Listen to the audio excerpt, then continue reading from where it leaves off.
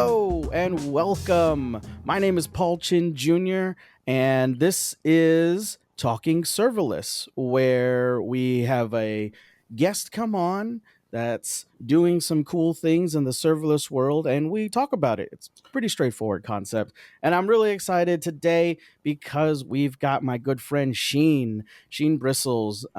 He's been a constant voice in the serverless community, a huge mentor for me and plenty of other folks. And even more exciting, he's got a book that's out. That's the serverless book that he co-wrote with Luke Hedger. And I'm really excited to bring him on. So let's go ahead and say hi to Sheen. Hey, Sheen, how's it going? Hey, Paul. How are you? I'm good, thanks. I'm good to, be on your show. It's always a pleasure to talk to you.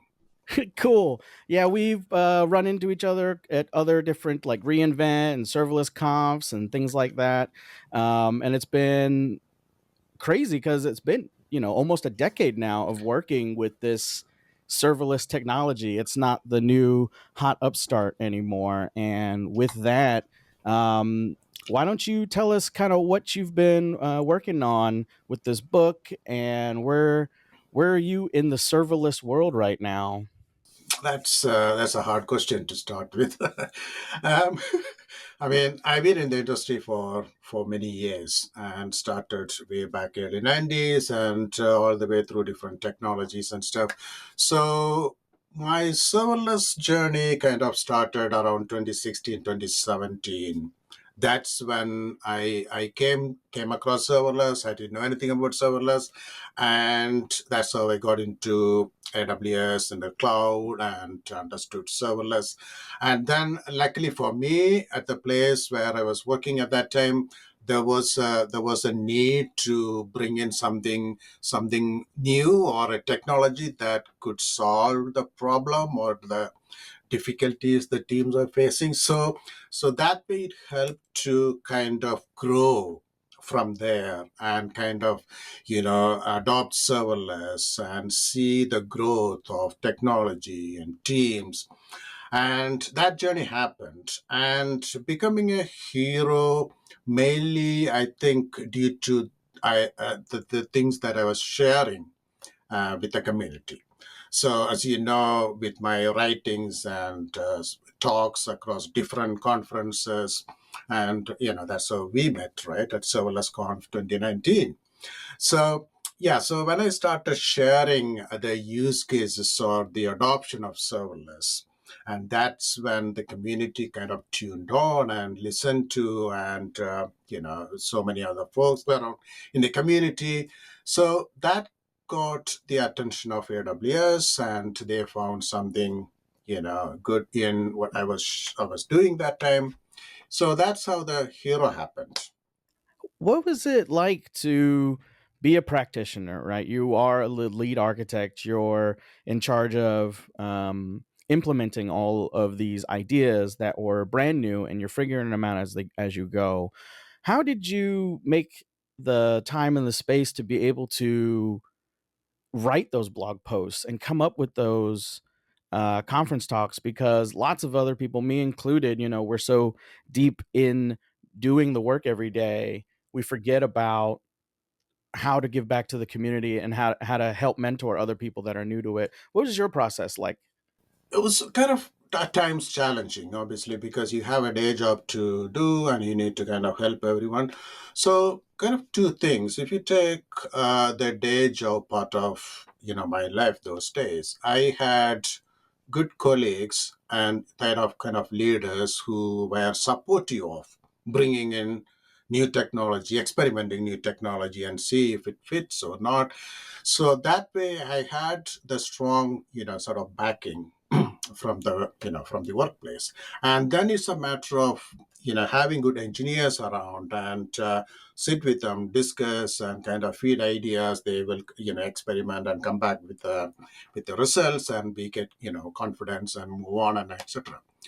The writing and the creating content for my talks is mostly in my spare time. So everything happens, outside of my working hours. That's, I think, it's because of I had the interest of what we call the passion, right? So that's how it happened. And especially when you write about something that you know about, so that becomes easier because you don't need to do quite a lot of extensive research and etc. etc. Similarly, when you present, or make content for a talk, for example, you know exactly how you're going to structure it, the materials or the content you're going to fit in the slides, and it's just a matter of sort of bringing things together. However, I would say something like Danilo, right, from AWS. He is a chief evangelist, so he's one of the strong supporters of my talk from the early days. So one day I asked him, Danilo, why do you think that? Because I used to get called into so many conferences, I can like giving the same talk so many times. I asked him, what is there in my talk that you find? He said, not just your talk, every conference talk. If there is a good content, then people love it, people benefit from it, and that's why you see these sort of speakers. They are kind of coming to every other conference and sharing their things. So maybe so that's probably the reason why the details or the things that I was sharing that time kind of clicked on with the community and the technologies, and they were able to kind of relate and move it forward with that. Very cool. Yeah, I mean, like, cause your day job was an engineering manager, right? Like, you had to just lead people and hands on keyboard, putting stuff out, for the company, and it's rare that you would have enough, like, time and everything to continue doing all the extra public speaking that you did for all those years. I think that's really cool, and I wanted to commend you for that. And for our listeners, like, if you look up Sheen and you don't know who he is, he's got lots of blog posts and really cool ideas that have just pretty much evolved over the years. I think from your earliest talks, it's always been about organizational change, and it's been about how do the people make decisions and interact with this new technology. It's not necessarily like a manual about what you have to write, the code that you have to write. It's more about the process and the idea frameworks around that. Is that correct? Yes, yeah, exactly, that is true. Just to mention something else for whoever is interested in kind of speaking. If someone is writing blog posts, it's so easy to convert those writings into talks. Many public speakers, if you follow, they also write articles or some form. It so happens because you can easily bring in something you wrote and convert into a presentable form at a conference. Yeah. Yeah. And so, what about making this content really drives you? Like, what do you get out of doing all of this work? Satisfaction. Yeah, does it feel good? Yeah.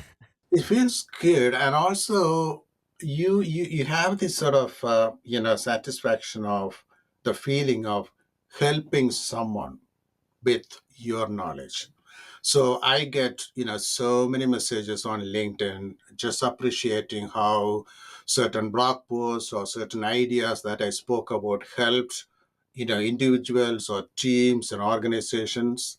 So when I receive those messages, really makes me so humble because I then feel more responsible because people are kind of watching what I'm saying or writing. So yeah, so that's sort of the the feeling that you go through, especially when you see that what you share gets accepted and makes find it people find it useful. Definitely. I make, small bits of content here and there for sure. And whenever I see like a comment on one of my YouTube videos, then somebody will ask a question about the tutorial I made. And then I actually go in and go back and forth with them. And it's nice because I really do feel like I'm teaching other people. And through our interactions, I can tell that they're learning.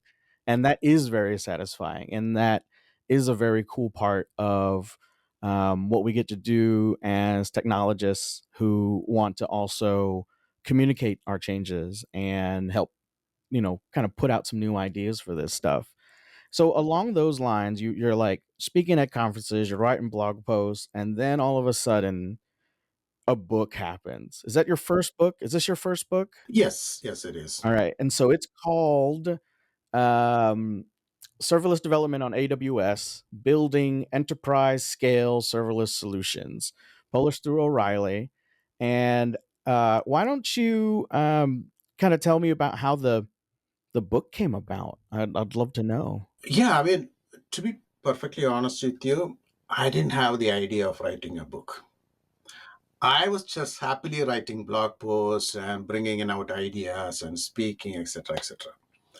And one day, out of nowhere, Manning contacted me via LinkedIn. So they saw me one of my blog posts, and they wanted to convert that idea into a book. So that's when it started. That's when the spark came to my mind. And then, oh, okay. So there is a possibility to make the content into a bigger version. But then I took time to think through, and I didn't find that at that time, at least, that particular topic wasn't good enough to be a book. So I had this idea of kind of bringing out an end to end, kind of some material for teams to understand the origins of serverless all the way through the typical development life cycle journey for serverless. But I never thought that will come out as a book. So I thought maybe I will kind of write blog posts. So that's when I realized, why don't I pitch this idea to Manning to see if they are happy with that. So I went back and explained that, the reasons why I can't do the other one, but I said I could do this one. So for some reason, Manning were not happy to, proceed with the life cycle idea. So that's when I started making proposals to send to other publications. And O'Reilly happened that way. So they were interested. So they got contact. Then I had discussions with the Danilo and others just to understand, because they've been they are authors. They've been through the process to understand. And so the initial proposal took a long time, because I had to justify why this book is unique, why isn't like that book or this book, etc. Typically, the process. So that's kind of the beginnings of how the idea came into being a book with O'Reilly. Okay, so you actually did you work with like an agent or something? I don't know. When I think about book publishing, I think about this big like I gotta have an agent and an editor and like drafts and all that. Did you do that or was it way more low key? No, no, no, this is just, personal, me and O'Reilly. And I think what you're saying is more like, the big writers, nonfiction, fiction, that, you get this New York bestseller, tags and things like that. So this is more like submit the proposal, they contacted me, and then from there on, conversation happened, different parties came into the picture, because they O'Reilly, or I think most publishers, take it as a project. So obviously there will be different individuals get involved at different stages of the process. So yeah. Okay. And so how did you get Luke involved with it then? Yeah, so interestingly, I had this idea, but at that time, I kind of moved away from doing day to day hands on development, because I was focusing on architecture or helping engineers, etc. So for a few chapters, I wanted someone who is hands on, doing stuff every day. So that's when I had few people in mind. Then when I spoke to Luke, he convinced me that this is a good idea. He said, I wish I had the same book, because he came into Lego working at a different place doing serverless. So he's more experienced than me in a way that the knowledge was already there. So that's how kind of brought in Luke, and also he kind of writes blogs for his site, and speaks at conference as well. So and importantly, something I noticed while I was speaking, he reads a lot. he reads a lots and lots of technical books, and so that sort of the knowledge was there within him. So yeah. Okay, very cool. And then, as you're compiling what you and Luke know together from your work, how did you know that your ideas would be able to apply to other situations, right? Because as I'm building systems, it's I often will be like, well, this is pretty much just going to be for this situation and this situation because so often in development, it's always it depends, right? And so I think the challenge is taking that it depends approach and making it applicable to actual real world situations. So, walk me through your understanding of that and your experience with that. So before we got going, we identified certain areas or certain ways that we would write the book. For example, we decided we won't load the book with plenty of hands-on coding examples. Reason being, the target audience for this book is not for someone learning to write a Lambda function or deploy a serverless application. This is a level above. So, and also, if you write code today, tomorrow it becomes obsolete, right? Frameworks or languages. And so we didn't want to go through this continuous churn of making changes all the time. So that kind of, that we kept aside. And similarly, we identified, certain sort of structure for the book. So every chapter will have this sort of the beginning. We'll kind of start lightly with some kind of story or situation, and then build the story. And at the end, we will have, a summary. And then we thought it will be cool because this book is for the community. What if we bring community members to contribute? So that's how the chapter experts happened. So every chapter has an expert from the industry, right? So it varies, their involvements, the top technologists to hands-on engineers. So that's sort of the mix we wanted to have. So these were the kind of the outlines that we had when we started making the content. Some content I took from my different blogs because I already written about, so it was easy for me to transform those ideas into a presentable form in the book. And then the important part was like we had three amazing technical reviewers. They contribute a lot in terms of questioning and checking the facts. These three: Jeff Barr, Luca Mazzarella, and Mike Roberts, right? So it's all so much beneficial for us in having the sort of the technology heavyweights going through the chapters and contents and making edits or asking questions. So that's how the content kind of got reviewed, purified, and and how it happened.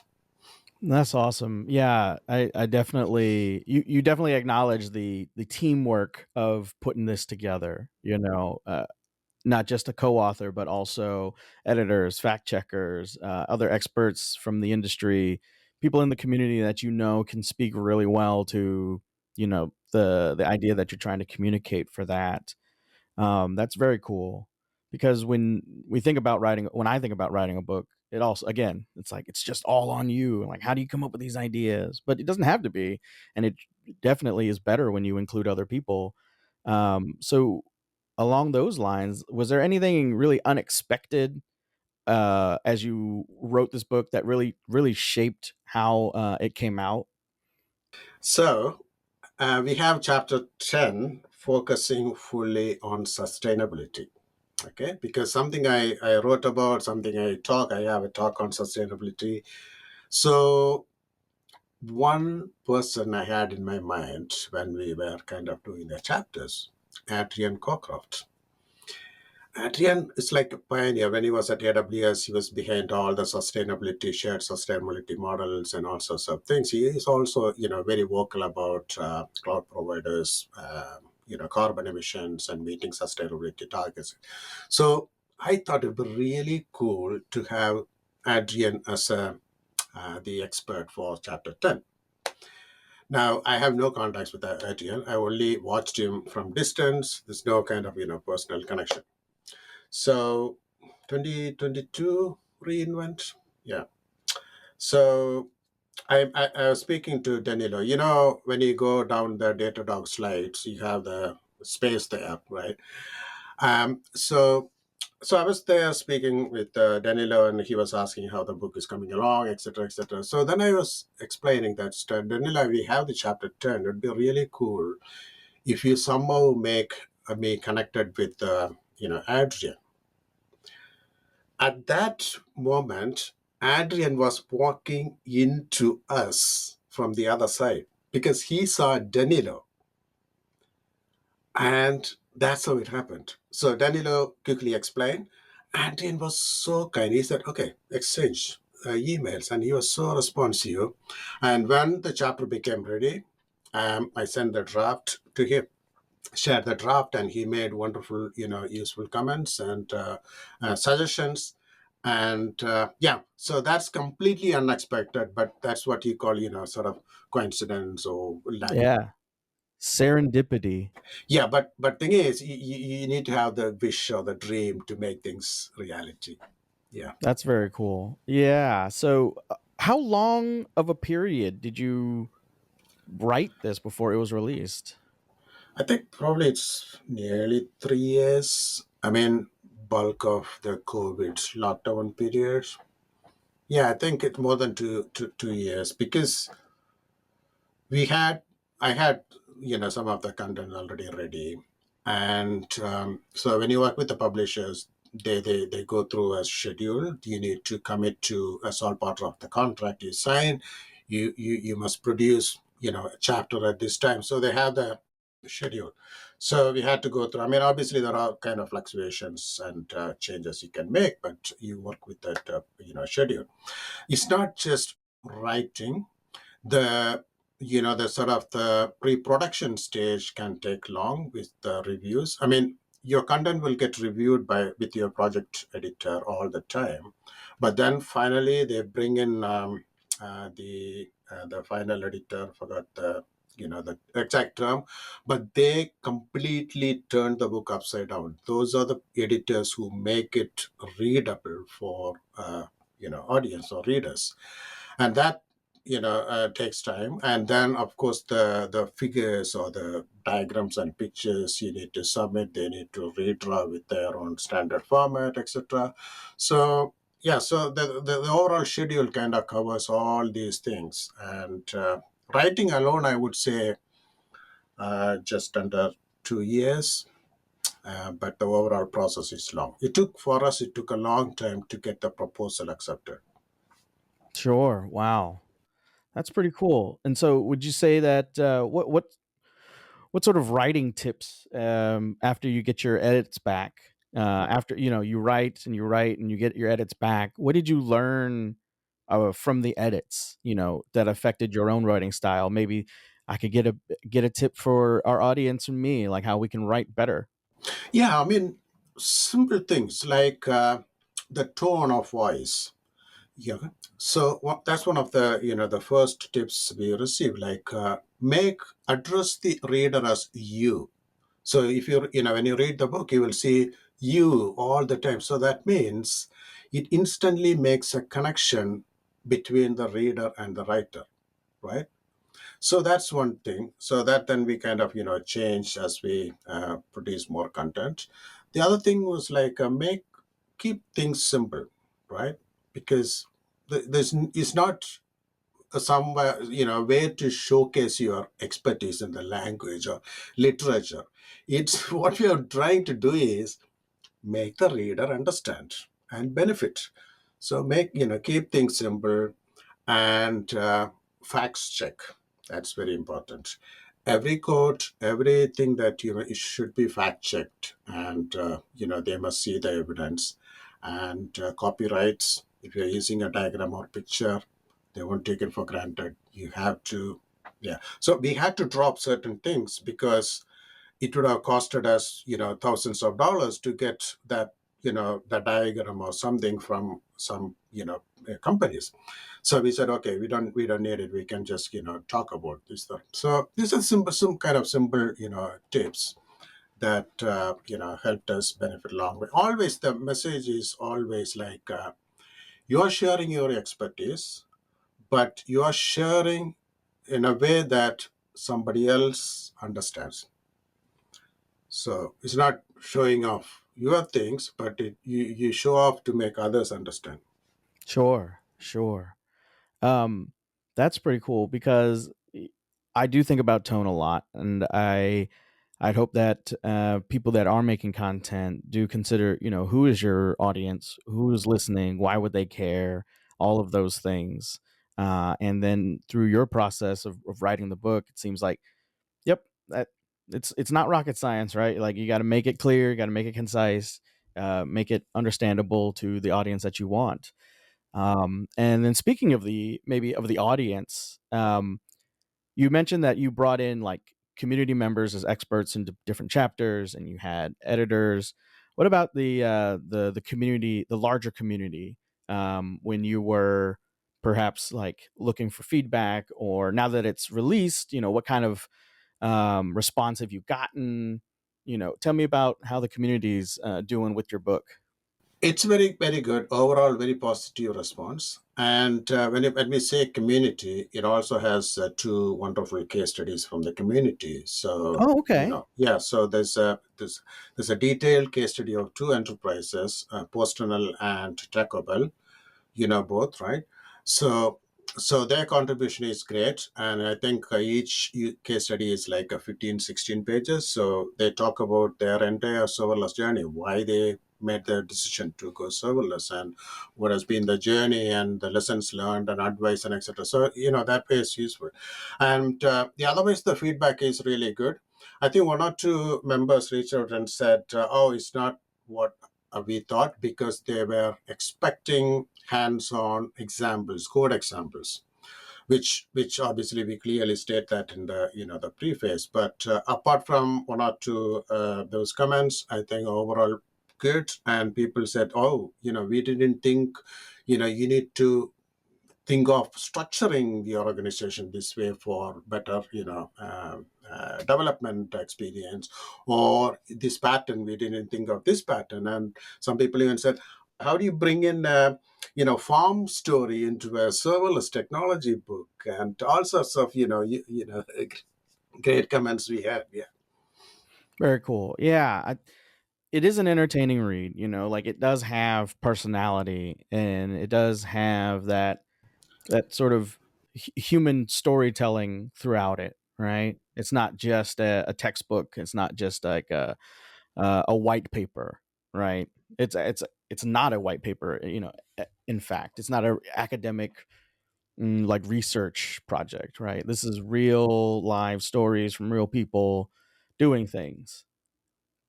Very cool. Did you want to kind of just bring up maybe like one particular section of the book for that to like tease our audience with, so that they can kind of understand what they're in for? Okay, let's stick with chapter 2. I pushed a blog post earlier today. Okay, cool. There's a analyst article came a few days ago, and it said like, a serverless is trending again. So it's a good article though, and it has good points, and it touched on how enterprise adoption is spreading across different organizations and things like that.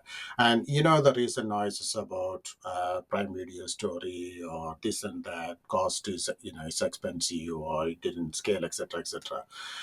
Most of these things mainly because wrong choices of technology or bad architecture or so on and so forth, right? So that's why we have chapter 2 that basically looks at the serverless fit for an enterprise. So when you bring in a technology, so again, it starts with a story, a common, sports club story. When they bring in a manager, what things they look for. So same way, when you bring in a technology like serverless into your organization, what are the things that both sides to align? what are the compromises you may need to do, and where serverless will fit. And simple there are a few sort of simple use cases. Okay, here, imagine this is your use case. You do high data processing or whatever, and how can serverless benefit or not. Okay, so it's not like you serverless must in your organization. It's more about fact finding. So only then you will benefit from the technology, right? It's not like forcing something into somewhere it doesn't work. So that way, chapter two is really kind of good way for people to just to realize, oh, I need to think of all these things when I bring in a technology. Yes, serverless fits most cases, but there are exceptions, right? So that's why we need to be open about. So yeah, chapter two for today's conversation. Sure. I mean, the it depends itis is all over everything we do. Yeah, and coincidentally, chapter two expert is Dave Anderson from the community. He is the author of the Flywheel Effect, and he transformed when he was at Liberty Mutual. He brought in the serverless mindset and everything. So the answers from him are so detailed.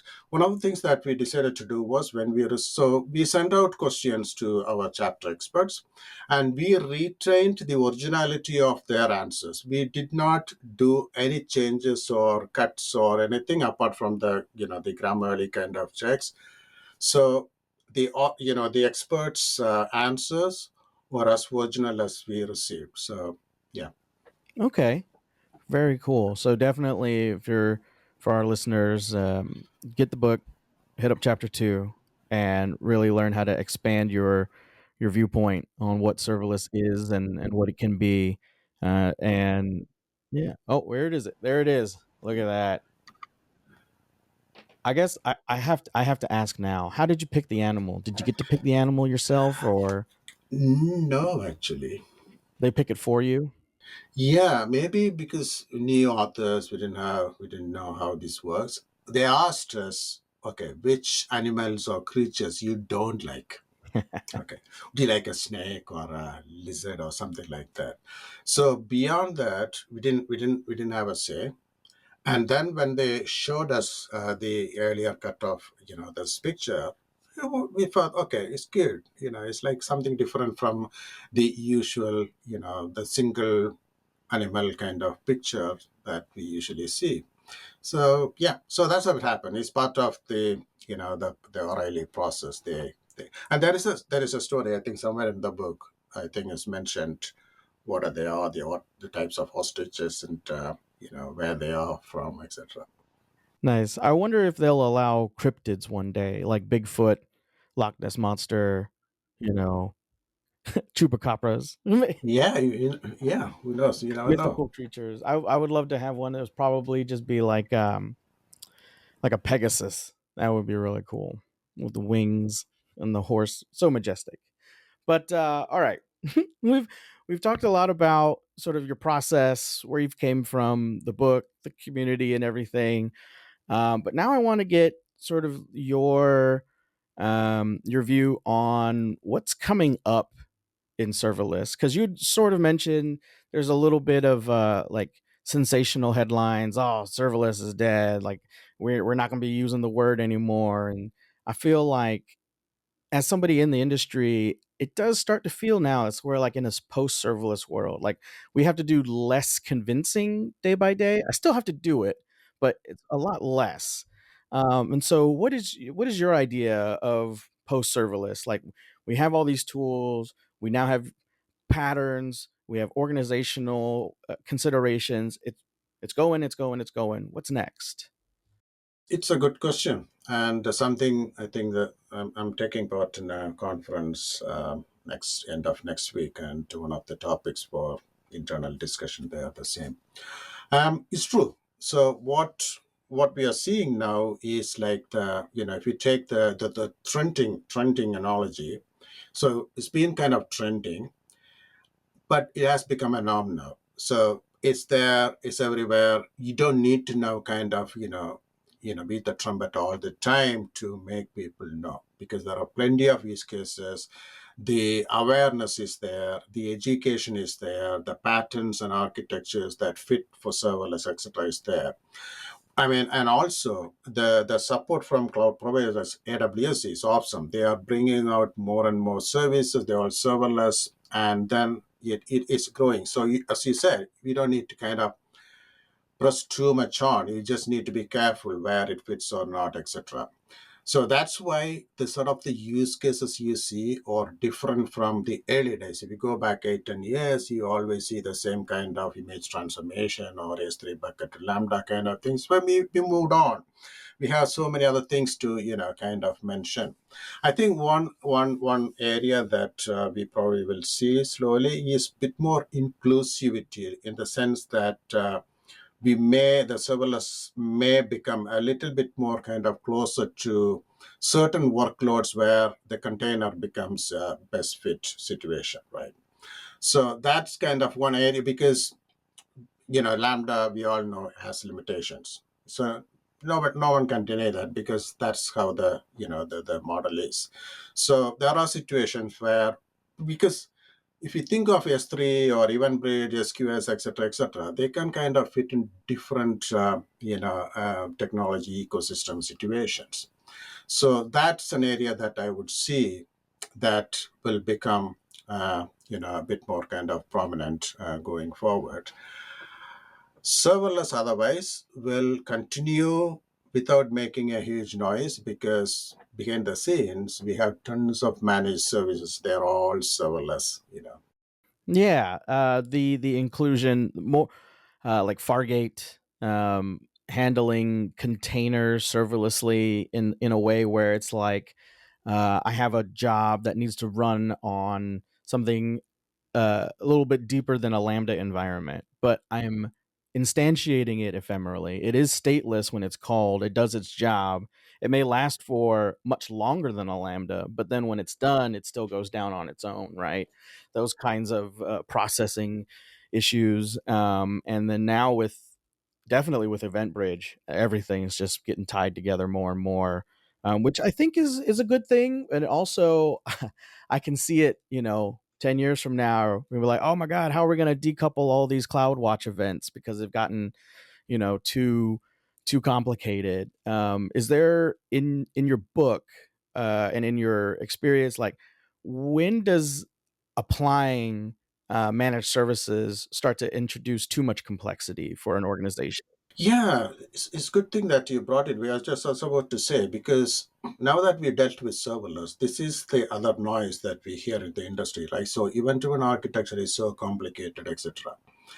So I address this in some of my talks, the way I see complexity. So the way I picture this, like two sets of complexities. One is accumulated complexity. One is distributed complexity.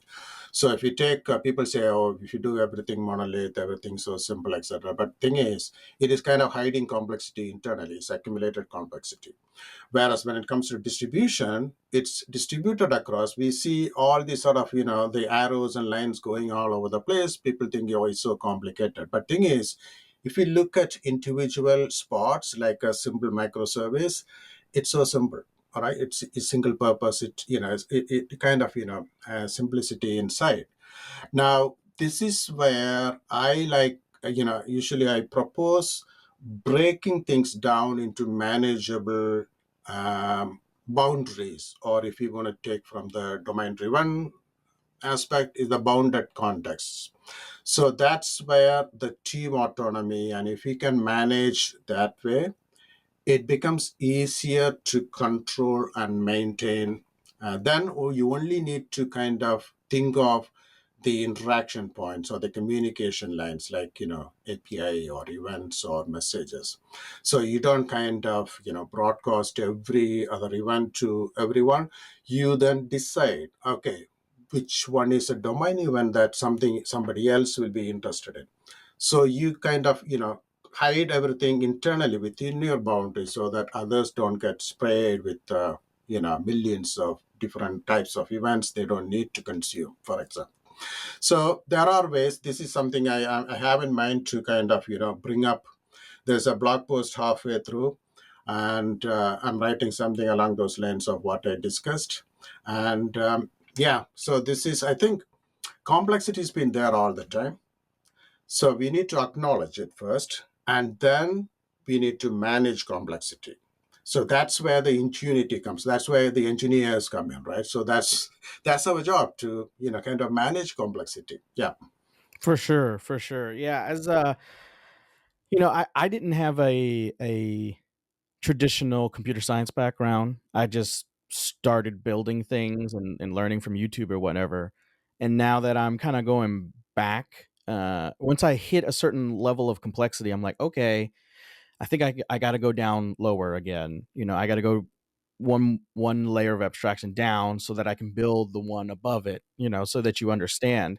And I think for our audience and for serverless developers in general, we are in the business of managing that complexity. And it's our job to find the boundaries, those context boundaries that make sense, right, for the organization. Like you can't, overall, yes, it's a very complex system. But if you build it in small modular pieces, then each individual piece is easier to inspect and debug and understand, right? exactly. And also, when it comes to observability, the analogy I say that it's so easy to manage a pond than managing an ocean out there. So when it comes to observability, it's so simple. If your team owning a few microservices within your kind of ecosystem or boundary, you can do that, right? Except that if you kind of distribute with the other thing, manage in terms of managing complexity, because something useful to know is the structuring your messages or events. They make a lot of simplicity as you go along, because often teams, they don't care about the structure. They dump everything there and then just send out. Just bring in some kind of structure and say that, okay, where is it coming from, what it is type, what type of thing is. So it makes it easier to sort of filter and identify those sort of things. And one of the patterns I mentioned in the book is gatekeeper event bus pattern. So that is like, so you have your team owning microservices. Now you need to send out events to outside of your, area. How do you do that? Because internally you have hundreds of different types of events. As I mentioned earlier on, only certain events that needs to go out. So that's where the gatekeeper comes in, and that gatekeeper, event bus is the one that can interact with external uh, parties. So that's how the events go out, come in. So that means internally your microservices have the freedom to deal with your work with the local bus, whereas when it comes to outside interaction, you have somebody sitting there. So this one of many ways of sort of managing complexity. Yeah. Interesting. I guess real quick, I wanted to get your take. This is a technical take. Um, we set up these event systems and these message buses. They're queues, they're message like there's a Mhm. message going out from one system to another. What are the trade-offs and considerations like within that message? Should it just be static state, or should it also include like dynamic commands? So I would separate, because I think in my event-driven architecture talks, I usually provide a category of events and then the different types of what type it is. So I would kind of keep the pure domain events from these sort of commands and request response kind of types. So that's why I mentioned that having the structure really helps, because from the early days, I think it's many teams now follow the structure, separating out your metadata and data part within your data payload of event bridge event. So that means if you wanted to convert your event bridge event into, say, cloud events, you can just take your that part of the data object which has the metadata and data inside, and then you can do your work. Similarly, even within EventBridge filtering, you can make use of the metadata section to identify, oh, what type of event it is. Is it a command, or is it data, or is it internal, external, whatnot? So So that's why I was so kind of advocate of having a proper event schema structure. Sure. Yeah, it goes back to data types. Always goes back to data types, and being able to enumerate for the machine everything that you're expecting, right? Because the that is computer engineering at this point, right? Exactly. I mean, so many things you can add. For example, TTL. So if you publish an event, and if you want to convey to consumers that this data should be retained for, I don't know, 100 days or 30 days, just add a new attribute TTL, and then consumers will understand whether they store or not is their problem, but at least you say it. Like, this is so common in e-commerce world, where you have a sale, then you don't know when the return or refund request comes in, so you have business requirement to retain it for a certain number of days. So these are the cases where you can really kind of expand the structure and make it useful for your purpose. All right. Very cool. Yeah. I think about that a lot. Like when I'm designing these buses and you're trying to figure out what to put in that message, and again, is it clear? Is it concise? Does it show responsibility of domain? And all of those things. Very cool. Very cool. Well, we've been chatting for quite a while now, and I wanted to make sure I get the hard hitting questions in before we end. And I really wanted to ask you, since you've done a lot of mentoring, and you are an authoritative voice in the industry. What was the worst piece of advice you've been given in your career? Yeah, I think it's all the way back in my early days, and someone said that you should always kind of move up in the ladder. So, like, if you become engineer senior, then manager or leader, and all the way up, which I broke. I mean, I don't know. I sometimes I regret, but I think that's probably a wrong one for me, because I always moved around technology to experiment different things, and that's probably the reason why I'm here now today.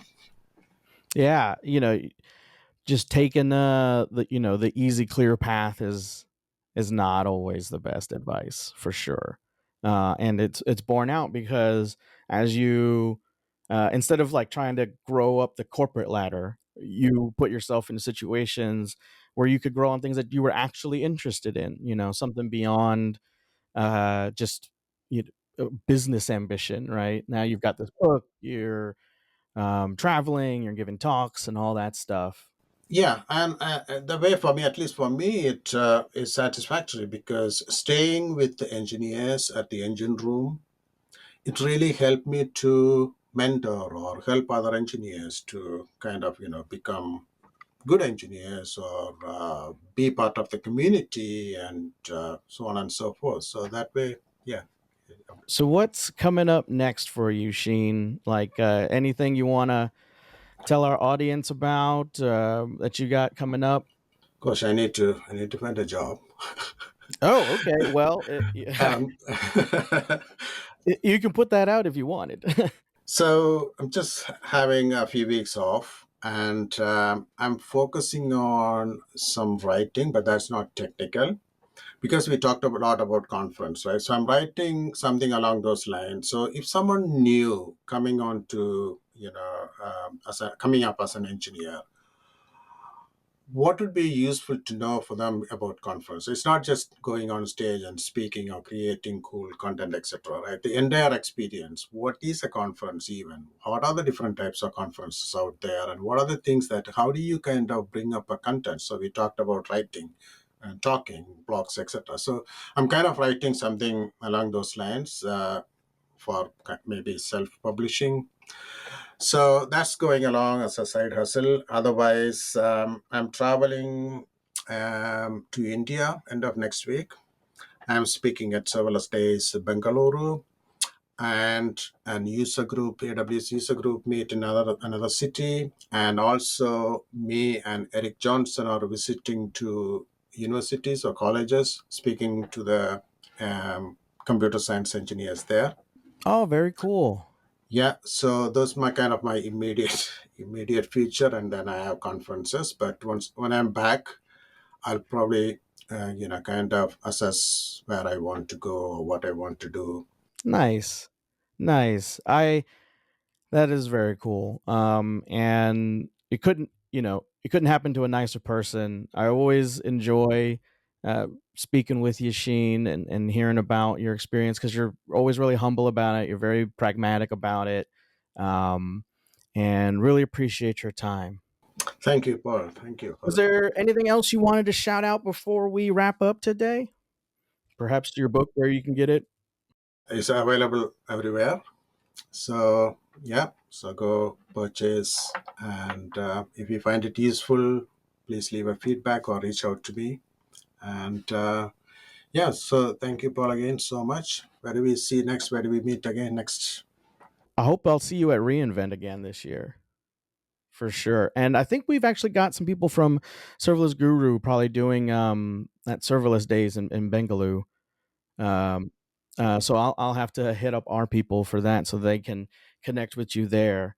All right. And with that, everybody, wanted to thank Sheen so much for coming on today, sharing his insight and knowledge about this book and applying experience and making good decisions, doing stuff with your organization because it's the organization how it implements technology. It's a lot tighter than a lot of engineers would want to admit to. And for that, that's the end of our episode today. Thank you all so much for joining in. My name is Paul Chin Jr.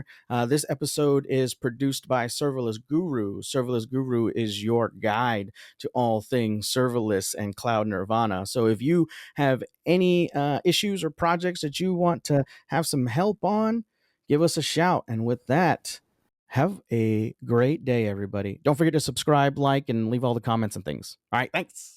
Bye.